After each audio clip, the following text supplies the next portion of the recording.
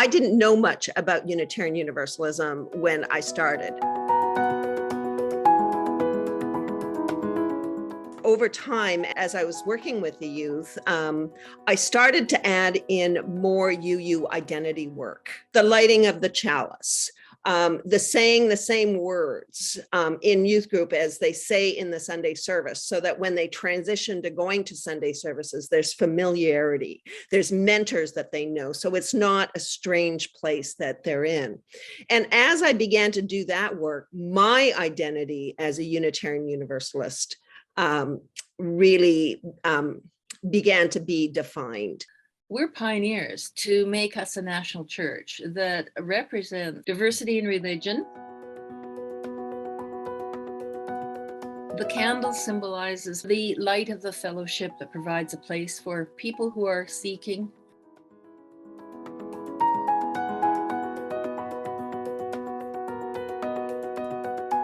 That's the symbol for me of identity.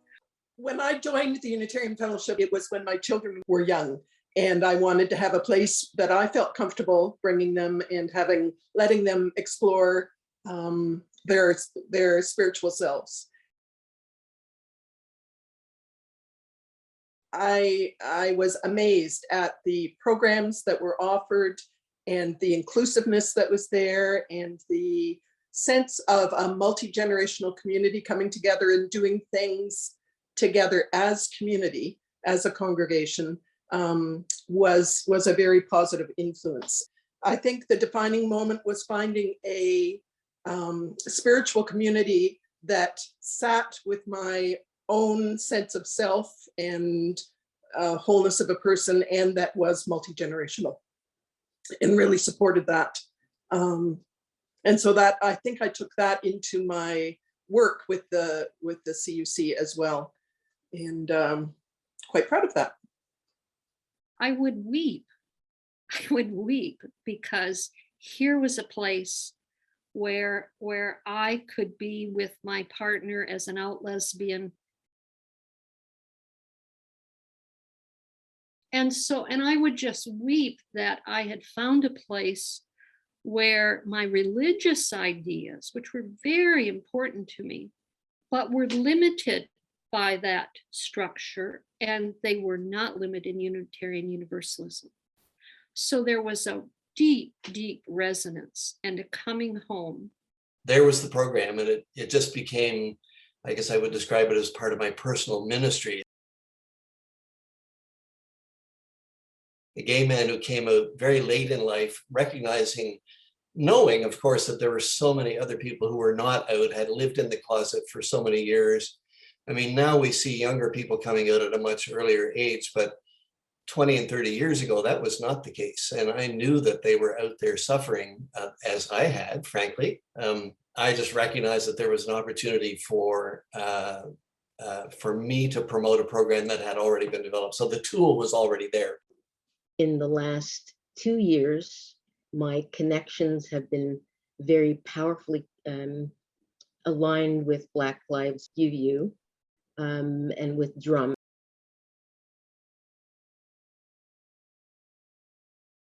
So ministry to people of color, that my involvement expanded that particular group to embrace Canadians. So I half jokingly made a resolution at age 42 to become spiritually developed. The Unitarian Church of Vancouver was one of 3 organizations I checked out. And the people there seemed to be my people, but I spent, it was 2 years before I actually joined, even though I kept attending and going to things and even leading some workshops, because I just kept thinking, these people make such a big deal about this being different, but as an unchurched person, it's Sunday morning, there's hymns, there's a minister, there's a pulpit. Like, it looked very much like a quote ordinary Christian church to me. Yeah, so I guess I joined. We had an associate minister who was leaving, and I wanted her to quote sign me in. And I just thought, okay, I think what I've learned so far is nobody's got this nailed down. But it seems to be my place. I'm a fourth generation Unitarian, but even more importantly, when the CUC was being formed, it was being formed from a phone in my nursery when my parents were in the Calgary Fellowship.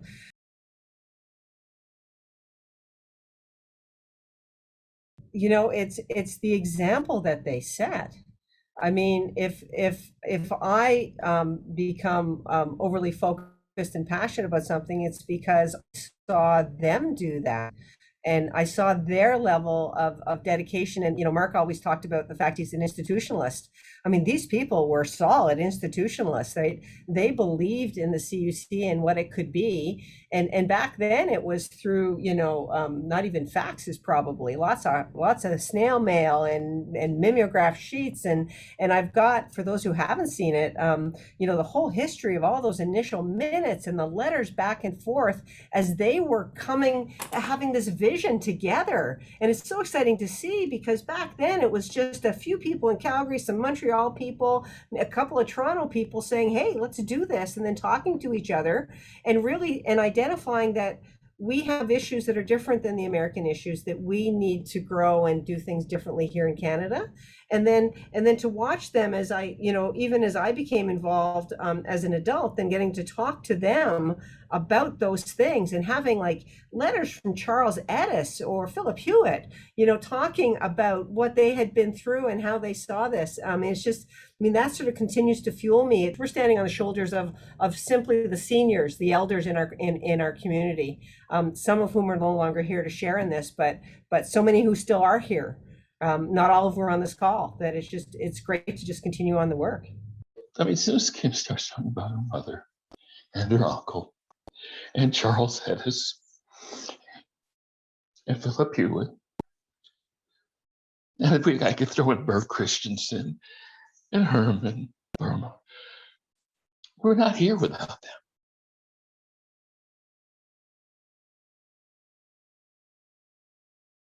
And they need to be named. Whatever you do, they need to be named, because we just don't exist without the kind of time. And before the internet, this was not easy. It was calls and meetings and letters, and yet they gave their whole lives to this. They gave their whole lives to this.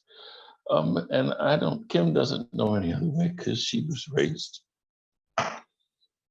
And I don't, in some ways for me, it's just a redundant question, because I was raised UU too. I mean, it's who I am, and that's who I am, period.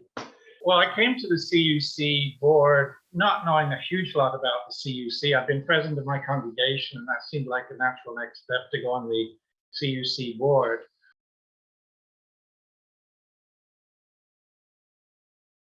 But what really fueled me was the people there, working with people over the 6-7 years that I was there. It was by far the very best team experience I've ever experienced at that point. And so just the people and the feeling of accomplishment along the way.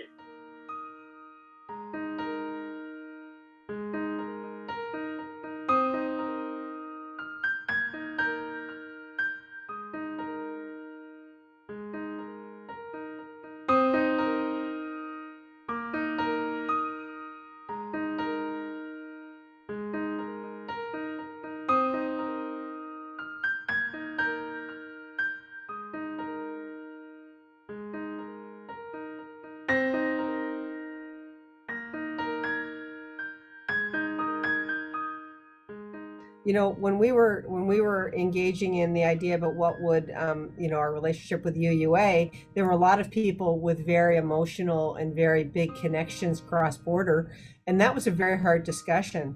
A member of the board went to every single congregation in Canada to discuss it one-on-one with people and to be available, but we were able to manage it and try to deal with the emotions, and we weren't totally successful. People cried the last day. I still remember the people who I know now who actually live on the East Coast, who were in tears when the vote happened, right? But most of those people stayed with us right? They maintained their relationships and they stayed with us. But, so that was a really, really hard time. But if we added on to that, the social media world and the emails and everything we have today, like, it's just horrific. I just don't know how people today are coping with it all. This understanding based on what happens when you put something in an email or a text message, or you just randomly, send a note that we didn't have to cope with. It's an entirely different world. At our last in-person Unitarian Universalist Ministers of Canada's gathering, we had a conversation around that.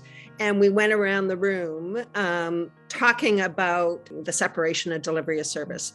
And there were so many different points of view from one end to the other about, we were screaming to get out to we got kicked out and booted out. And what we realized in that conversation is that it is all true.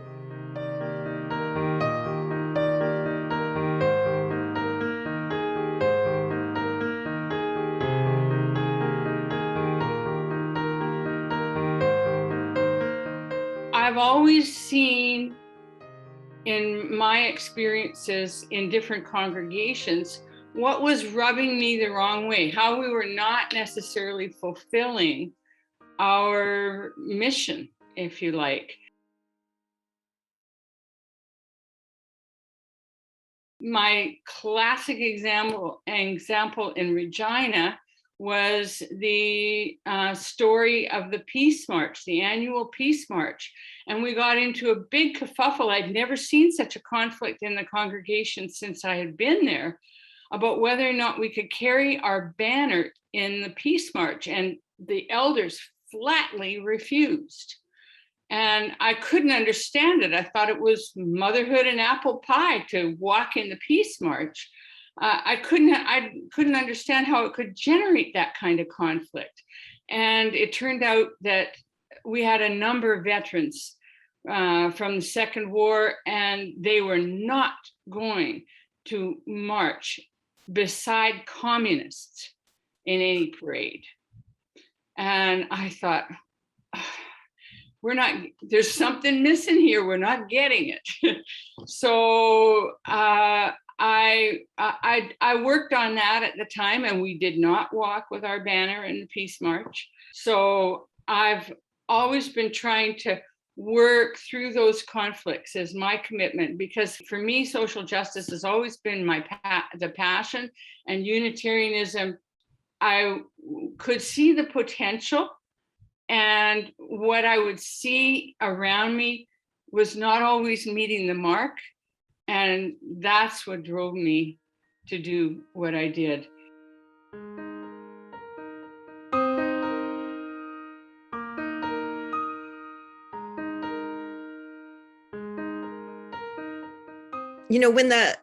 When the Unitarian Universalist Ministers of Canada, UMOC, and the CUC made the expression of reconciliation to the Truth and Reconciliation Commission, we made a promise in that expression. And that promise was to educate our congregations. And being an OWL trainer and facilitator, going, there's 5 levels of now 7 levels of our whole lives. So maybe we can do something along that line.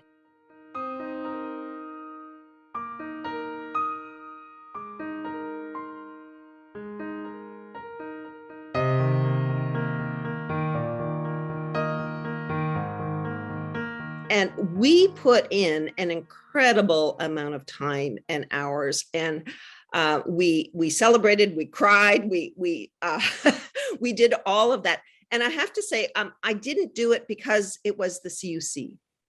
I did it because it was the work that needed to be done as Unitarian Universalists.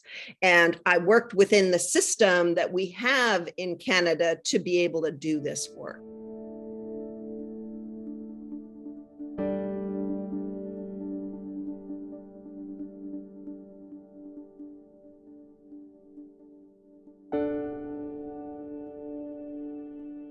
I was just thinking about the idea of looking back to look forward. I think it's very important, and I'm so glad that Mark is here, because I think if some of the youth knew of Mark's ministry and his steadfast connection to this faith, it would give them faith that they can move forward into a new manifestation of Unitarian Universalism. So I think that's very important. And it's been important for me to think about the Black Unitarian Universalist ancestors and what they have to tell us and teach us about holding on, staying faithful to this faith, because it's been done before and it continued to be done. I mean, the youth are very impatient right now, and I get it. I took my youth group to Calgary for Canoodle, and I think it was like the 15th anniversary or something. And I did a fishbowl with them and brought forward the 8th principle. And they looked at me as if I were crazy. They said, how is this an issue? How is this an issue? Why are we not there yet? They were angry. They were impatient and very angry. And if they knew about Mark and others like him, I think it would give them a sense of hope. I want to lift up the youth as my mentors.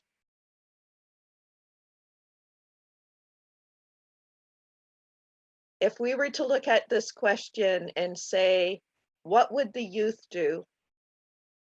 What would a group of kids at Canoodle do in order to make this decision? They would make it from their hearts, in their spirits, in community. They would support each other. They would reach out to each other. They would recognize all of the harm that they were causing each other. They would have their, discussions about it and speak their piece and worship together in silence and do all of this. And I think I'm pretty certain what their decision would be. It's now boots on the ground, people. We need to be putting our bodies there. We need to be calling attention to this work in a very real way. And it has to be in our congregations. Otherwise, it won't work. It just won't work. And we won't be the vision that we aspire to be.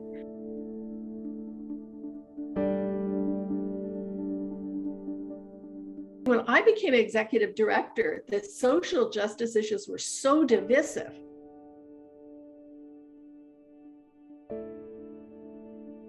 It was unbelievable. At annual meetings, people just got into terrible fights and unpleasantness about it. And much of it was because the social justice issues were not rooted in the religion. They were an expression of political beliefs and political parties. And I still think that that's a very, very big danger, to get onto things without adequately considering what are the roots in our religion. So, I think there's been fabulous progress in that way, but it's always something that you got to keep really in your mind. Are we doing this because it's the flavor of the day? You can pay lip service to something, but you shouldn't spend a lot of time talking about it if you're not willing to do anything about it. I just recognized that there was an opportunity for me to promote a program that had already been developed. I've often been asked the question, well, how does any cause actually reach its goal? And I think in every case, it needs a champion who has passion for the subject, which clearly I had, but it also needs perseverance. I'm afraid that our battle against racism is going to take more than the battle it took to progress as we have on and confronting homophobia and now transphobia. But the third P is patience. In my books, to accomplish the goal associated with any cause, yes, it requires passion, it requires perseverance, but it also requires patience, I should say, because the work has to be done in the congregations. If the congregations don't do the work, we'll never, as a movement or as a religion or as a faith community or a denomination or however you want to describe us, we won't get there. This discussion is about how important it is that we have multiple ways to express our deepest longings as Unitarian Universalists. There's a congruence. And for some people, it's like, oh, well, that doesn't work anymore, and they move on. That's okay too. That's a wonderful discovery. But when there is that deep resonance, how do we create places for the community aspect of the internal resonance?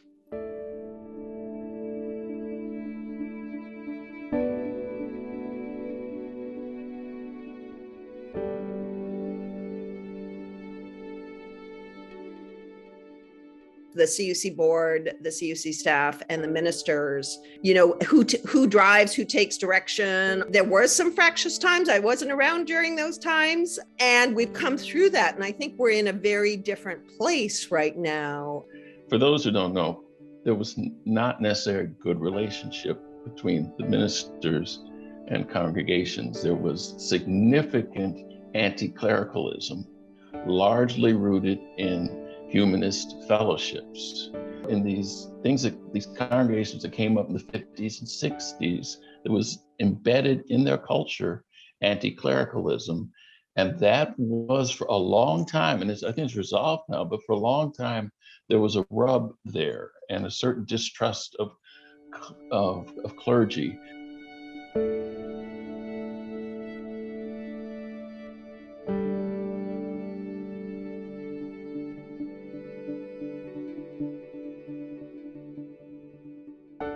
I'm reminded of the one young adult event I attended.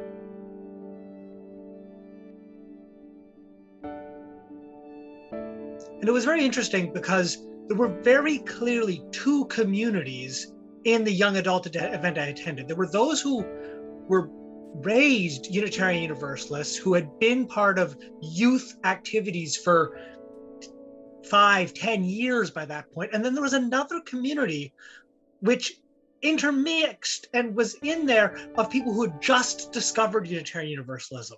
A third of the group that was really keen on looking out into the world and saying, how do we address and fix and resolve problems that we acknowledge we can see happening, we can see ourselves doing to other people that we don't want to do, that we don't want to be part of, or that we want to repair. And then there was another group that were so traumatized by the world that they were leaving, that small religious elements, like one of the services we had featured go down to the river to pray. And there were people who had to get up and leave the service because they could not sit with that trauma of having come from a very religious community to one that they couldn't be comfortable with, even just that amount of religion present within their service. Both communities wanted to contribute, but for one group, the drive was forefront, and in the other group, the trauma was forefront. And it was very interesting to watch these young adults nevertheless work together.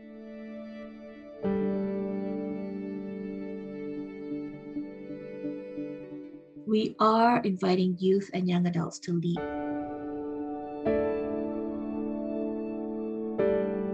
I've invited young adults that the CUC does use for decision making, right? So they will co-lead a team to explore options out there and come back with recommendations that are workable for the CUC, and maybe congregations can apply them as well. Now, I have to admit that letting go of this was really hard for me. I have a control freak in me that looms large. But, this is the way we need to go. We need to let the youth and the young adults have the lead and inform us. They need to infuse our faith community with their dreams and their expertise and their creativity. And so that's just the start. I had such a technical approach to it. I was the first executive director and I was a lawyer. And all I could see was this amorphous organization with people with all kinds of ideas and so on, and no really good framework for them. And the whole thing with the UUA, like I started it, but I just left it. And then when I saw how it worked through, I know I'm an anachronism. Oh my God, I love it. I can just see that the world moved on. And that's really heartening. It's nice to know there's a future. But I thought it was really important for me to let go entirely. Like I had done my bit, I had made my contributions, and I needed to let the people behind me come and do their own work and form what they saw as their vision for what the CUC was going to become, whether it's generationally or just a new group of people with new ideas come and take over. I think is really important to allowing the religion to evolve and go different places. I have a sense of the vision of what this faith can be, and that I'm holding out to see it come to fruition. And that my contact with other people of color, I want to be there to offer support and get us all together to have that vision of the liberatory faith tradition this can be. Even though many of us right now are quite disillusioned and wondering if it's worth it to stay, there's still that spark, that imagination of what could be. And I want to hang on long enough so that the young people I'm working with, that I spend time with, that I worship with, are able to be in the Unitarian Universalism of the future. And you do something and then you hand it over. So Beverly was talking about drum. Well, see, drum actually started as AAUUM. And that started with a grant proposal I wrote in 1987 and got funded from the Veach Committee. And then after 10 years, AAUM evolved into drum.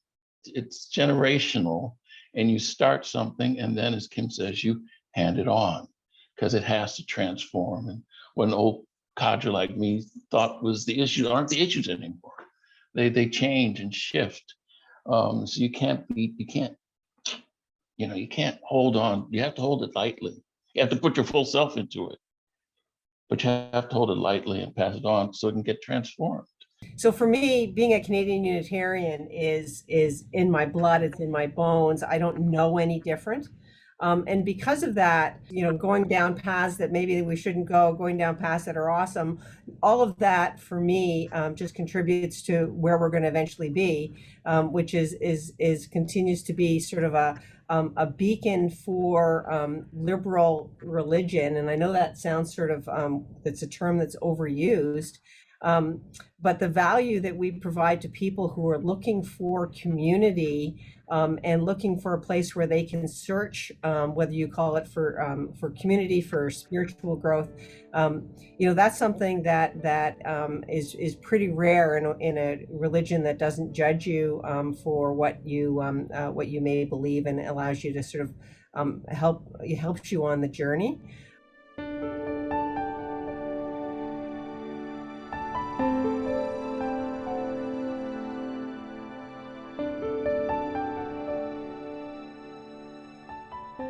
In terms of defining moments, there's so many changes when you look at how we're a work in progress, and we have been since the formation, when we started off being about social justice and communicating across Canada, to when we started understanding that we had a bigger role and understanding from the Canadian context of how that informed who we were as Unitarians together and in community. and then into our the defining moment of having the UUA saying, no, you can't have it both ways. You have to decide to either go your own way or stay with us, and there is no in between, and really forcing us then to enter into the grown-up relationship.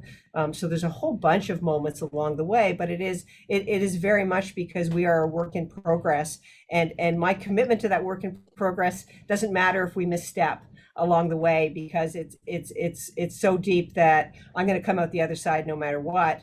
It doesn't mean I want to express my opinion. It doesn't mean I'm not going to be happy, sad, whatever, but I'm still going to be there on the other side. And I'm hoping that what we can instill in Unitarians is across Canada is that that's a good thing to be, to stay together, as we said last night, to still be in the boat, and join down the river.